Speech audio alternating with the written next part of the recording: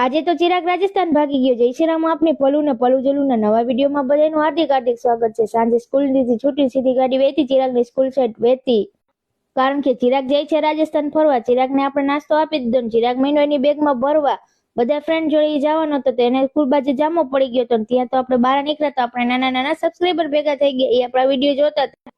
ત્યાં હવે ચિરાગને બસ માટે જવાનો ટાઈમ થઈ ગયો હતો, એટલે ચિરાગને એક લાઈનમાં છે ને એના સરે કીધું કે હાલો લાઈનમાં બધા છોકરા ગોઠવાઈ ગયા. ચિરાગ પણ ગોઠવાઈ ગયો. ચિરાગનો આજ તો હરખ નહોતો, ઘણા દિવસથી કહેતો હતો દીદી અમારે પ્રવાસમાં જવું, આજે એનો ફાઇનલ દિવસ આવી જ ગયો. ત્યાં તો આપણે પ્રવાસની આપણે બસ હતી ત્યાં પહોંચી ગયા. ચિરાગ ફાઇનલી બસમાં બેસી ગયો. મને કે દીદી તારે આવું જ? મેં કીધું ના. અને ચિરાગના વ્લોગ ને ચિરાગની બાકાજીકી જોવા માંગતા હોય તો વિડીયોમાં કરી નાખજો 10 કમેન્ટ, એટલે ચિરાગની બાકાજીકી તમને જોવા મળશે. ચિરાગ આ ઉંમરમાં પણ રાજસ્થાન જાય, મેં હજી અહીંયા ગુજરાતની બહાર પગ નથી મૂક્યો. ચિરાગ મને કહેતો દીદી તારે આવું હે? મેં કીધું ના ના.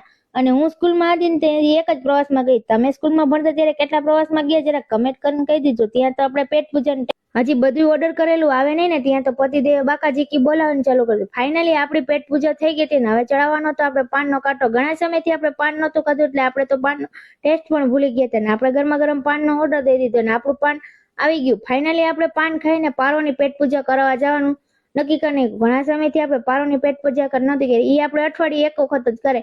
પારોની પેટ પૂજા કરીને ફાઇનલી આપણે ઘરે આવી ગયા. ઘરે આવીને પતિદેવને કીધું કે તમે આ મિક્સરમાં મને પીસી દો, નકર કાલે રહેશો ભૂખા. આજના બ્લોગમાં આટલું. મોર મિની બ્લોગ જોવા માટે અમારી ચેનલને લાઈક શેર અને સબસ્ક્રાઇબ કરી નાખજો. જય Shri Ram. Bye bye and take care.